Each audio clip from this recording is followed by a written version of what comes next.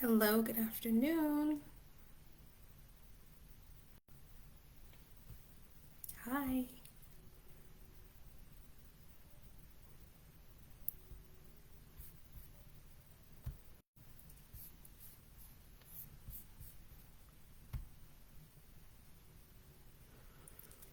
Welcome.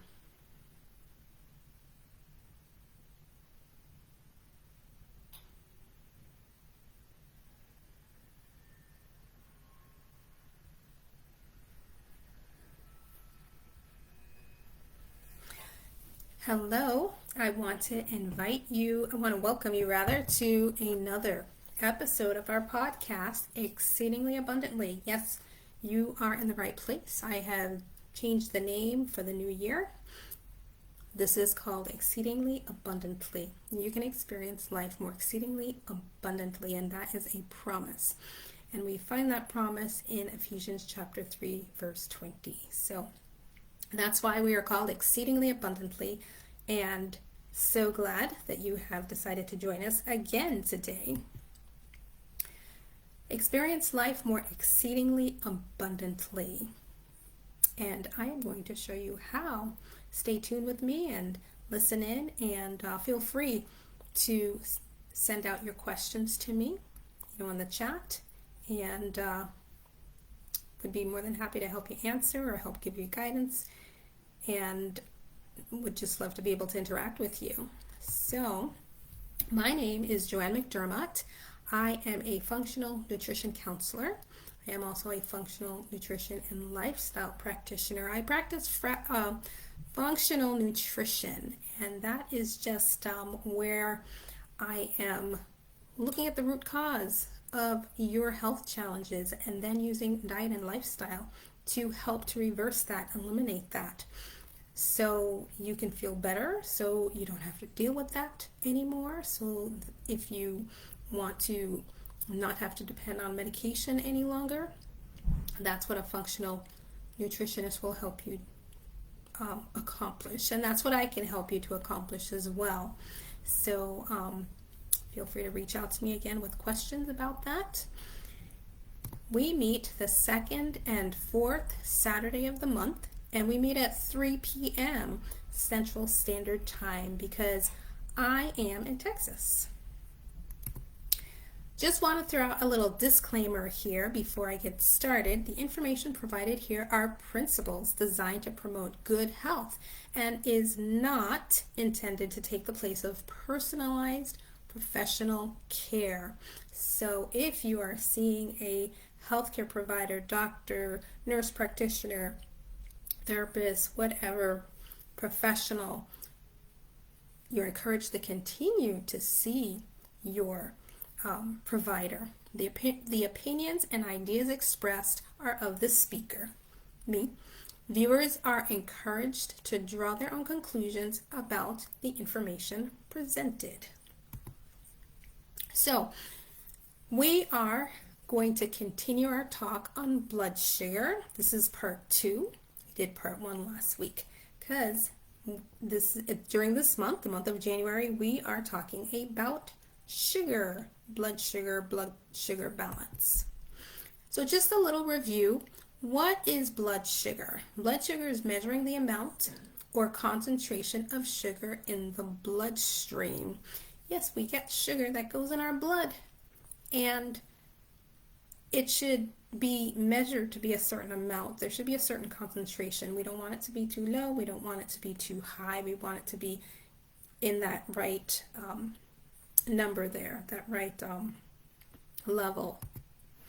So remember, what does that sugar do? Why do we want it to enter into our bloodstream?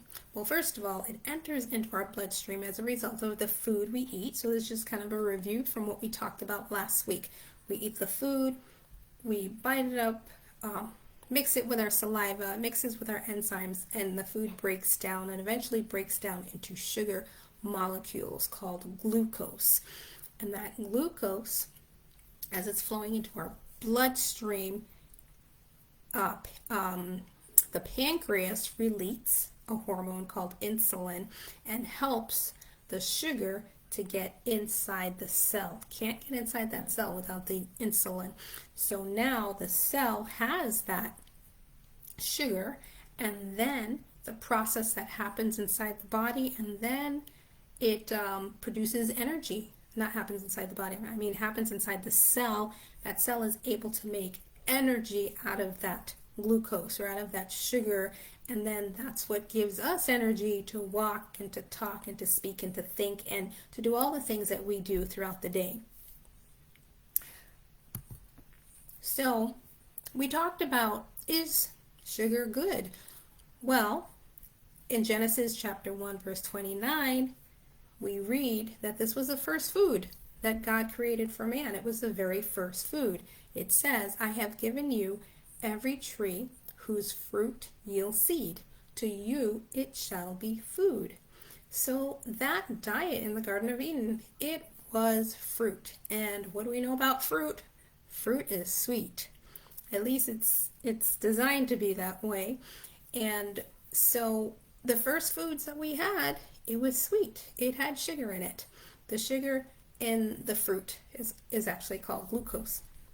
But it's called fructose. But everything gets broken down into glucose. And then when a baby is first born and comes into this world, what is the first food that is provided for him? It is the breast milk. Do you remember when we talked last week about the composition of the breast milk? The big majority of that breast milk is lactose. Lactose is the sugar form of milk, or the sugar that's in milk. So a big part of it was sugar, and then it was a little fat and a little protein. So the very, very first food that we eat, or that we ate, was sugar. So sugar must not be bad. Sugar must be good. And then I talked about how that sugar is used to give us the energy. So sugar is good. The problem is excess sugar. That's when sugar is not good. And in this day and age, especially here in the United States, where we are eating the SAD diet, SAD, Standard American Diet, we just end up getting an excess of sugar, way too much, way more than we need. So excess sugar can lead to illnesses, chronic illnesses, such as fatty liver disease. It can lead to diabetes, and it can also lead to obesity. So yeah, sugar is good, but we don't want to do too much because it will make us sick. So now we will talk about, what I had intended for this session today. So we just kind of did that little review, and now we're going to dive in to what I promised that we would talk about. Why do we get addicted to sugar? All right, well, one reason is because we have an unbalanced gut flora. Okay, so let's break that down. Let me tell you what I'm talking about. So when I say the gut, I'm talking about your intestines, primarily your small intestines, but it could be your big or your small intestines. And when I say flora, I'm talking about the environment that is within your gut. There is a combination, there's a lot of bacteria, microorganisms, bacteria that are in there. And there's good bacteria and there's bad bacteria.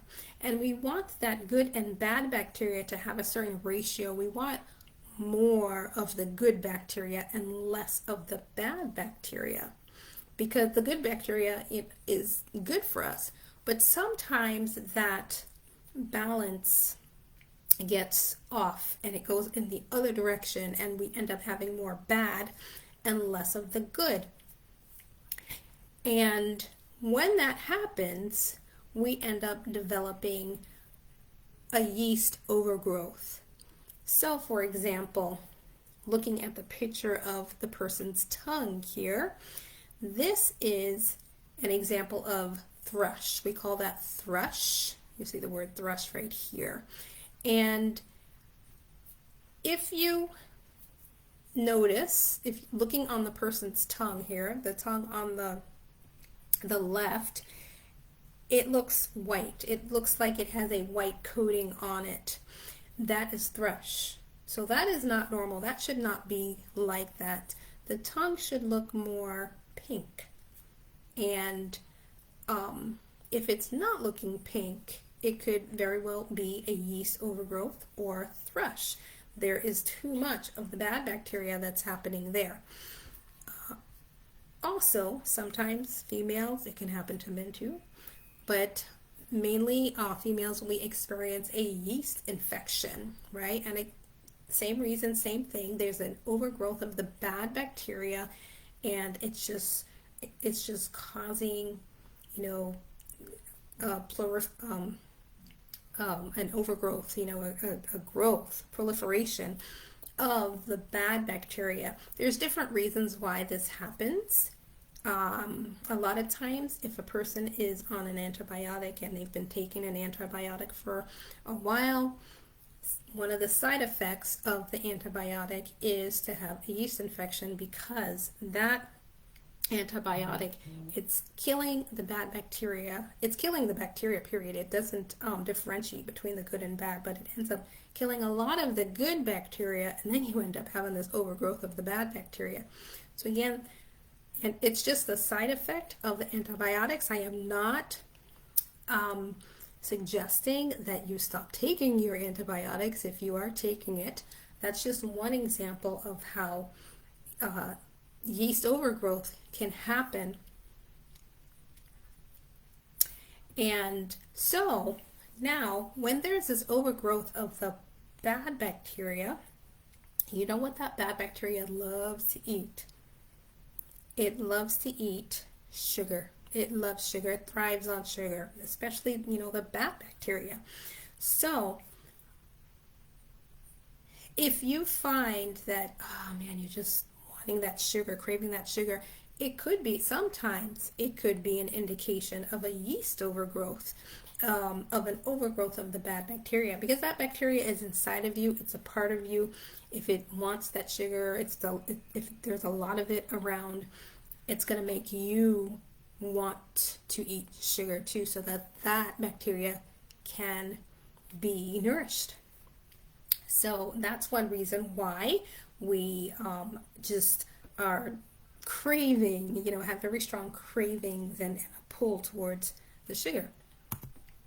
Another reason could be because we have waited way too long before it's time for us to eat again, and we find ourselves starving. We're just so hungry, we're famished. In fact, you might even start to get a little bit of shakiness, like we see in this picture, and of the gentleman in this picture here. And that is because your blood sugar levels have gone down. You know, it's too low. And what does our body use for fuel? Do you remember? I had mentioned that in the beginning. It uses sugar, it uses glucose to fuel so that it can have strength, vitality, so it can have energy. And so when your blood sugar is low, your body's going to start craving that sugar, because it knows that that's what it uses to be able to get that energy. So you're going to find when you're just, I'm not talking about when you're, okay, hungry, but I'm talking about when you're super hungry, you're famished to the point where you're shaky and starting to get weak. Your body's saying, I need something here because I feel like I'm just going to pass out, or I'm going to have to sit down. And so the first thing it's thinking about, or it's wanting to resort to, is sugar. So the thought goes into your mind, I need to get that candy bar, I need to get that piece of cake, I need to get that donut. Your mind is just thinking that more than any other type of food, because that is going to be the quickest way to get the sugar, because the sugar inside the cake, the cookies, the junk food, the candy, it's what we call a simple sugar. There's not much there to break down, so it's able to enter into your bloodstream and eventually into your cells rather quickly. So if you find yourself craving sugar again, and just feeling that very strong pull and just addicted, it could be because you have kind of made it a habit to wait until you are famished before you started eating again. And another reason is what I like to call dopamine abuse. Now, dopamine is a hormone. It's a hormone. In fact, it's a neurotransmitter. So neurotransmitters are hormones that are specifically having to deal with your emotions, your feelings, so for example, the hormone serotonin, that's also another example. That's also a neurotransmitter, and that actually makes us feel happy. That's a hormone responsible for helping us feel good, feel calm. So there's these different hormones that are specifically used, specifically designed to make us feel a certain way. Now there's so many other hormones that get released in our body, not necessarily for feelings, but to carry out certain actions. But again, the neurotransmitters are specifically for feelings. So dopamine is the motivation hormone, and sometimes our dopamine release gets abused. So I'm going to talk about that a little bit, but let me go into a little bit more about how dopamine works. So dopamine is a neurotransmitter. As I said, it's a neuro meaning of the brain, and it gets released into our neurons. So neurons are cells, but they are specifically our brain cells. And so the hormone dopamine gets released, and then your neuron takes it in, and then it is able to send this message to the rest of your body, to your body, or to you, and it gives you a certain feeling. The feeling that you get is a sense of accomplishment. It's a feeling of ecstasy. It's a feeling of, wow, this is wonderful, this is great, this feels really good, I'm enjoying myself here, I'm enjoying this. And because it's something that is a enjoyable feeling, we are motivated to want to do that same act again. So that's why they say dopamine is called the hormone, the motivation hormone. So let's say, for example, you have a certain goal and you achieve that goal, you've accomplished it. Let's say that goal is to complete a class or to graduate from college, or you're performing well in school. You study really hard, and then you end up getting that good grade. You finish school, and then you end up getting a good job. So you are now motivated because you really you feel good, you feel happy, you feel like, wow, this was worth it. So any kind of success that you experience, it motivates you to want to do it again. Or let's say even in relationships too. Excuse me. Sorry, let's say in relationships too. There are some people that kind of struggle a little bit with trusting. They didn't have a very good experience, and so they're kind of afraid to trust people. But let's look at the other side of that. Let's say that you moved into a new community, and you started school at this new place, and you met friends. Everybody was so nice and kind, and by the end of the year, you just had some really good friends, and now you have to move again because that was just a 1-year program, and now you're about to enter into another school. You got to make friends all over again. Well, you're going to be motivated to trust other people again because you had a good experience the last time. That good experience gave you a release of dopamine. So you liked it. It was good. You liked the experience. It was a nice time. It was a nice thing. So now when you're going into that other environment, or you just meet new people, you're eager to develop and establish that new relationship and that new friendship because, man, the last time you did that, that was a good feeling. So that is what dopamine does. So dopamine is good because it motivates us. It helps us to repeat that act again. Now in Genesis chapter 1 verse 28, God says, or it says, and God blessed them, meaning the first couple, Adam and Eve, and God said to them, be fruitful and multiply and replenish the earth and subdue it, excuse me.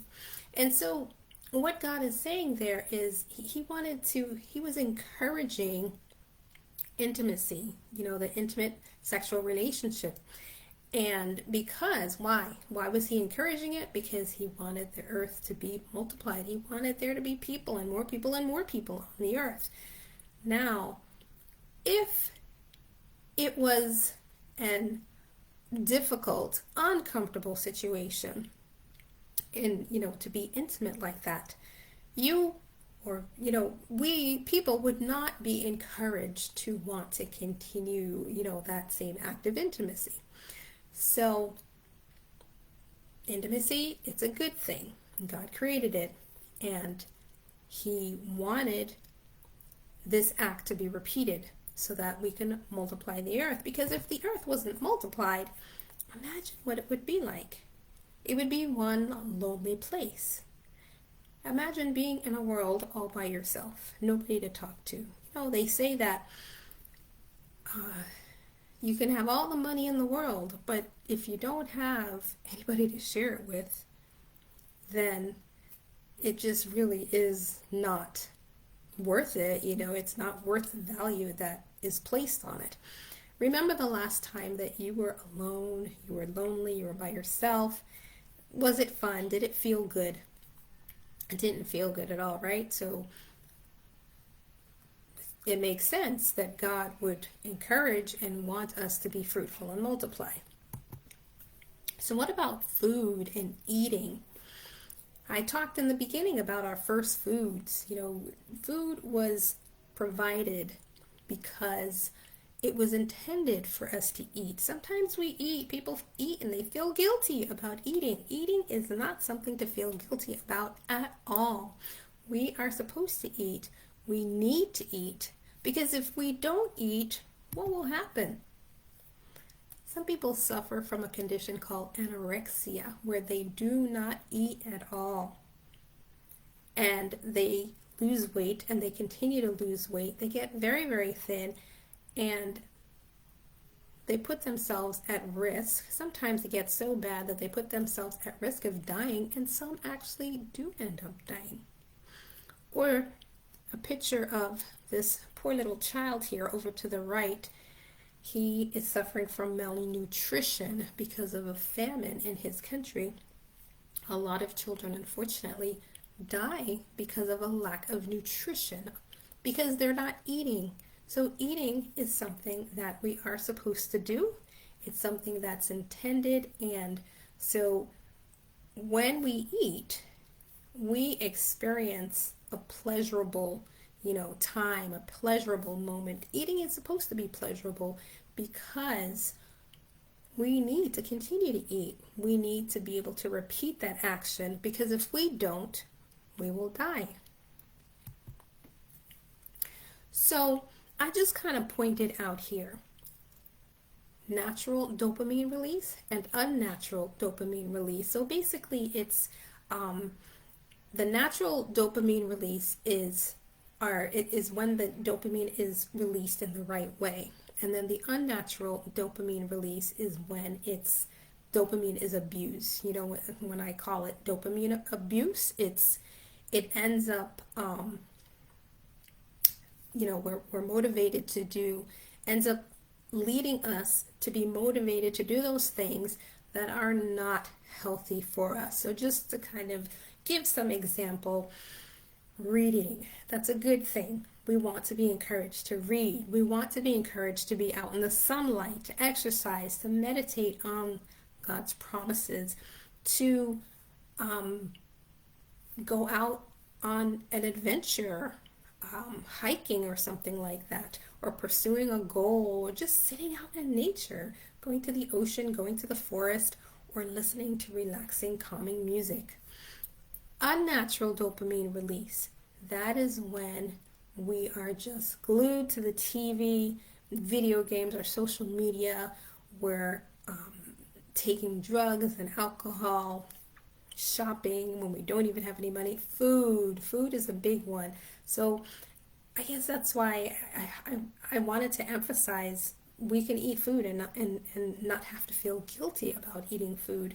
But there is a time when we're eating the wrong foods, or we're eating too much foods, or too much of the wrong foods. And remember in the beginning, I had showed a picture, or I was pointing out some of the problems with sugar. Sugar in itself is not bad, but the excess sugar is bad, and the excess sugar can lead to chronic illnesses such as obesity, sugar. So the dopamine release in the unnatural way can lead us to eating the wrong foods, the junk food, uh, or the wrong quantity of food. Also, caffeine, nicotine, those are the dopamine that is abused. All right, so let's kind of talk about food for a minute. And why do we get addicted? Why are we getting addicted to, or having this pull, or having this draw to those things that we saw on the right side of the chart there that is not healthy for us? It's not healthy for us. And it's because our senses end up getting hyper stimulated. For example, our sense of taste. Food is made to be hyper palatable. So the food industry, they come together, they sit down, and they are trying to create a food product that is going to cause people to want to buy it again and again and again, and buy more of it. Because any business, what is it that they're trying to do? They're trying to get customers, they're trying to get more customers, they're trying to get their customers to buy their product more and all the time, because that's how they make money. So they've actually had a team of people come together and determine, how can we make our food so that the people want to buy more and just want to eat more and more and more of it. So they've made the food hyper palatable. What they did is they put together the perfect combination of 3 products. Do you know what those 3 products are, or substances? They are sugar, salt, and fat. They put in a load of sugar, they put in a load of fat. So that's going to be, and a lot of times that tends to be the unhealthy fat, your trans fat. So that's when they will take a food and they would fry it or deep fry it. And also, so it's sugar, fat, and salt. So they're putting also excess salt, excess sugar, they're deep frying that food, and they just keep adding more and more of that, more of each item, until they have come up with the perfectly tasting chip or food item, whatever it is. Now it ends up being hyper palatable. So you taste it, and your first reaction or thoughts are, wow, this is so good. I've never tasted anything like this before. Now you may have enjoyed the same food before, like you may have enjoyed sugar, but now they just added so much that when you taste it, you just get an even greater whoa or wow or serendipity or experience, with that item, that food item. So, Lay's potato chips, they have a commercial and it says, bet you can't eat just one. They have designed that chip so that you can't eat just one, so that you have to eat the whole bag. And then the next day you want to go buy another bag again. Now it's interesting. Here is a picture of a snake kind of representing Satan, and a picture of, well, this is supposed to be a female, Eve, not having on any clothes. And if you know the story, I can relate it to you if you're not sure, but it's a story of in the beginning, God created Adam, and then he created Eve, and he provided all this food. God provided all these trees for them to be able to eat any fruit that they want, but there was one tree where God had given special instructions. You can't eat of this tree. You can't eat the fruit of that tree. And that tree was called the tree of good and evil, or the tree of knowledge. Well, the tree of good and evil. That's the only tree that you cannot eat from. And if you eat from it, you'll die. So here comes Satan, and he says to Eve, hey, Eve, you know what? Look at this fruit here. If you eat this fruit, you're going to become like a god. And so Eve, now it's interesting how she was never tempted to eat that before. God told her not to eat it, and she was perfectly okay with it. And she ate all the other fruit, and she was happy, and she was satisfied. She obviously was, because she kept eating, again, and the next day she ate again. So that's the dopamine encouraging her to eat again. She was perfectly happy until one day somebody comes and suggests this to her, and suggests that she try it. And so she's looking at that fruit, and she realizes, or this thought comes to her mind anyway, wow, it does look very appetizing. It does like it would look good to eat. It was beautiful. It looked very appealing. It looked like it was going to taste delicious, let alone what it was going to do to change her for the better. And so the story goes that she does end up eating it. She doesn't die right away, but she does die, eventually. And so what's interesting about that whole story is that she was never tempted before. She was completely satisfied with what was already presented before her. So that's the natural dopamine release. Now she was presented with something that she's never had before, but encouraged to try it. And then when she did, or in the process of her trying it, or the anticipation of what she was going to get from trying it, that's dopamine release. She had that experience of this dopamine release, but now this dopamine was released extensively, just so much more. There was a whole lot more of it released. So now, and that's kind of what happens with us. We might be used to eating one food. We don't even think about the other item, that's going to really give us a high. That we don't think about it because we've never tried it. If you've never tried it, you're not going to think about it. But if somebody now introduces it to you, or you actually try it, that's kind of like how alcohol and smoking happens. And you try it, and then you just kind of get this high, and then now you're going to look for that same feeling again, and what you were doing before just is not cutting it. It is not cutting it anymore. You need to be able to give yourself more to be able to reach that dopamine release and have that experience, that you had. So yes, our foods are made hyper palatable, and we've become, especially as Americans, we've become used to those flavors and those tastes, and we need more to get satisfied.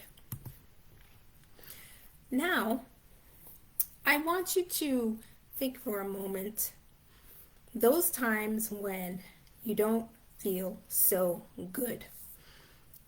So you might be feeling depressed, you might be feeling anxious, sad, you might even be feeling bored. I'm talking about negative emotions that you're feeling.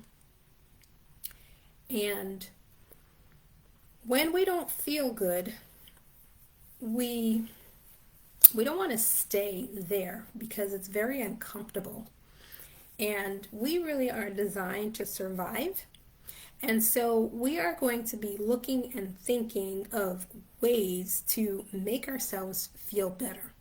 And sometimes when that negative emotion is so strong, we get desperate. You know, our desperation increases and we are, just wanting to do whatever it takes for us to not feel that negative emotion, that depression, that anxiety, that loneliness, or just feeling starving. We don't want to feel that way anymore. And so we are thinking and looking, okay, what can I do? And so our first thoughts are, oh, okay, the last time I felt really good, I did this. The last time I felt really great, I did that. Let me go back and do that thing again because I can't stand this. I can't keep feeling like this anymore. It doesn't feel good. Now, I want you to think with me for a moment here. Again, imagine those negative emotions that you're having, anxiety, depression, even anger, frustration, mad. Imagine that you're feeling like that, starving, famished. Imagine you're having these feelings. And you look in the fridge and you see some carrots. Or you look on your countertop and you see an apple. Now, I have to be honest with you. I'm looking at those carrots and those carrots look absolutely delicious to me. They look so fresh and the freshly picked food from the garden or from the tree, it tastes so much better. It tastes so good, compared to what I buy in the store sometimes. Or when I see an apple right off the tree, to me that looks like so good, juicy, delicious. But I want you to be honest with me. Again, you're feeling sad, you're feeling depressed. Those emotions are so strong. You're looking at this carrot, you're looking at this apple. Do you feel it pulling you? Do you feel it calling you? Do you feel like, that's going to make me feel better? Are you feeling like that? Yes or no? How many of you are feeling like that? How many of you are not? My guess would be most of you, it's not doing anything for you. But now you walk by the store and you see these candy apples or you see these caramel apples. Again, you're feeling depressed, you're feeling angry, you're feeling frustrated, upset, you're starving. Can you look at this picture of candy apples right now and just think, man, I would just love to sink my teeth into one of those right now? Are you feeling that? Are you having those thoughts? Is this pulling you a lot more than this was pulling you? Now, why is that? Well, it's all what I was just talking about before. See, if you've never tasted or have experienced eating these candy apples, but you've only had this in your diet, this would be appealing. This would make you satisfied. But because you've been introduced to this and you've had it and it provided that hyper palatableness, going back to this now is just not going to cut it for you anymore. It's not going to do it. And so you have a drive towards this, the highly sweet, the highly salt, the high fat.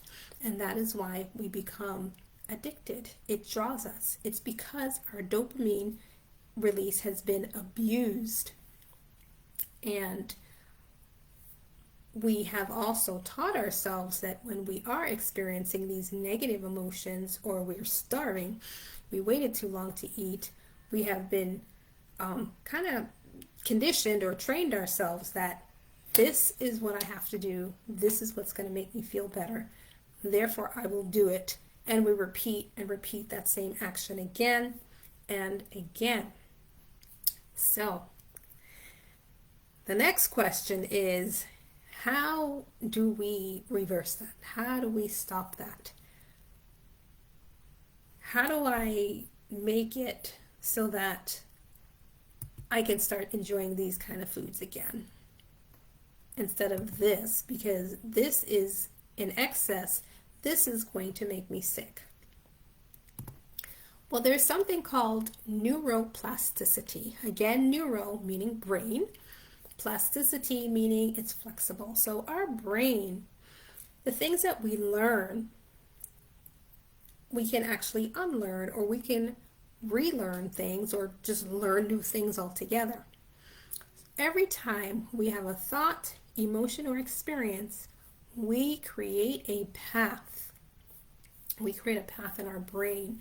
So again, going back to I feel sad, I feel frustrated, I feel anxious, I feel depressed, because we are always, our bodies wants to survive. I don't want to feel this way anymore. What's going to make me feel better? Oh, I remember when I ate those candy apples, that made me feel better. When I ate the chocolate cake, that made me feel better. So you go and you eat the chocolate cake, you eat the French fries, you eat the fast food, and you do feel better.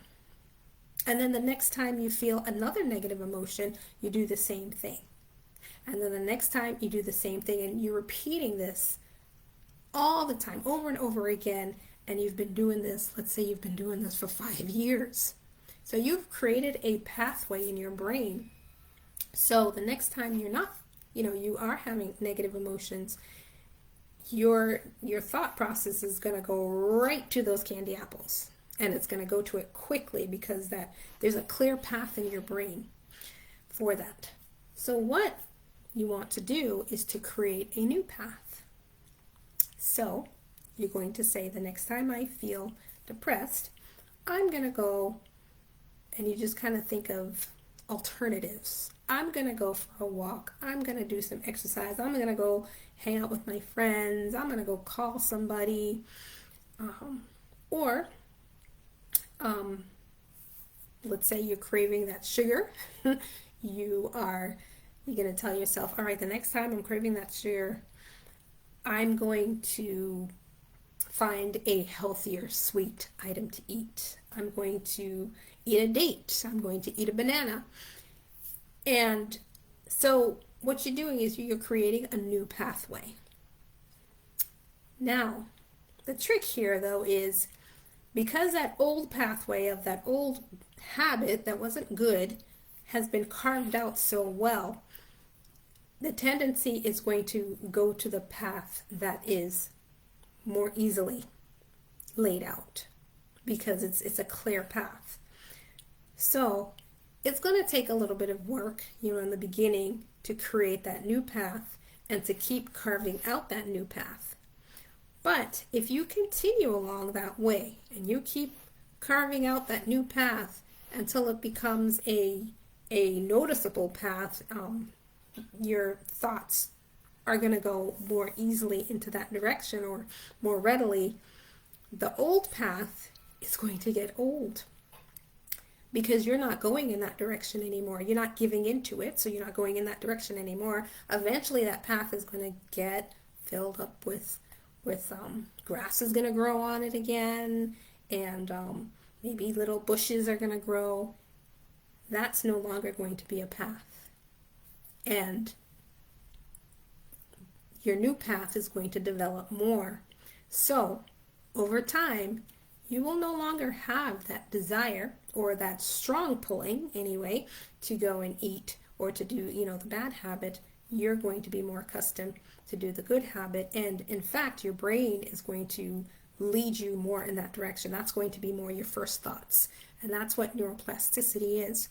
So it is possible to overcome and to change and to experience the natural dopamine, that hasn't been abused, and to experience food that's not hyper palatable, or experiences that hyper stimulate our senses. It is possible to get back there by practicing engaging in neuroplasticity. Now, sometimes we need a little help with that. We need a little guidance. We need somebody to hold our hand. We need accountability. and you are able to get that assistance, just different supports, different programs out there. As a functional nutrition counselor, I am able to provide that support as well. That's something that I do. But I mean, even there's so many different ways in which you can get that support. You can kind of just buddy with a friend. Um, you can join some kind of a class, like the class at the gym, an aerobics class, just something where you don't have to be by yourself. You don't have to be alone as you try to make these adjustments and these changes for the better in your life. It is possible to do this. And when you go change the bad habits to the good habits, that's going to help you to experience life more exceedingly abundantly. So I want to thank you again for joining me for this episode on Exceedingly Abundantly. We have completed our series now of blood sugar balance. We will meet again on the second Saturday of the month.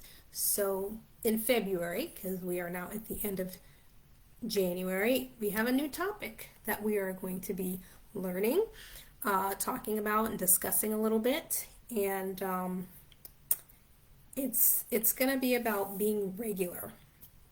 Being regular. I'm talking about, it's going to be talking a little bit about like detoxing, getting rid of waste and the importance of being regular in our bowels and our stools, because that is the body's way of detoxing, and that is also a very important part of our health. But I hope you enjoyed this episode about blood sugar. That is very important for us to be able to manage and make sure that we have under control and it is at the right levels and staying within range, because if not, that is what just causes us to not be at our best and feeling our best. So again, my name is Joanne McDermott. I am a functional nutrition counselor and a family nutrition and lifestyle practitioner. I will see you the second Saturday of February at 3 o'clock Central Standard Time. And until next time, enjoy your weekend. Bye-bye.